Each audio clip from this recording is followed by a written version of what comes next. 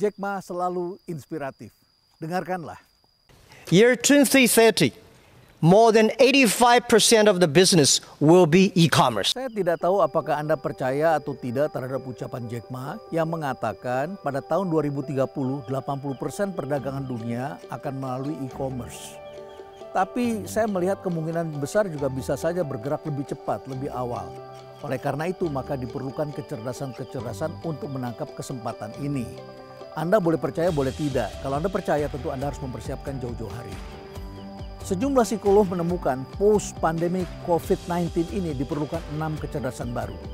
6 kecerdasan itu yang pertama adalah kecerdasan yang disebut sebagai technological intelligence, yaitu kecerdasan bagaimana memanfaatkan, mengikuti, dan menggunakan teknologi.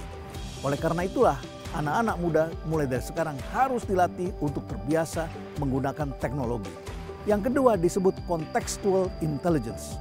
Karena bekerjanya di belakang teknologi, maka seringkali banyak orang yang tidak paham konteks di mana dia berada. Contextual intelligence ini juga harus dilatih dalam kehidupan real. Yang ketiga disebut sebagai social and emotional intelligence.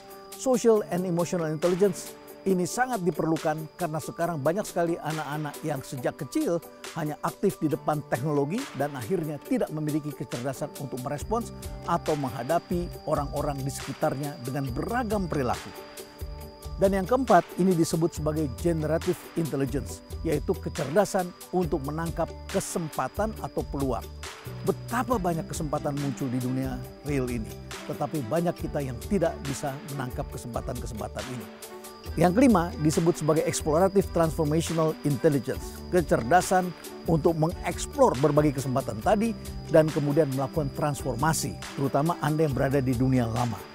Dan yang terakhir adalah moral intelligence, yaitu kecerdasan untuk bekerja menggunakan nilai-nilai yang berlaku secara universal.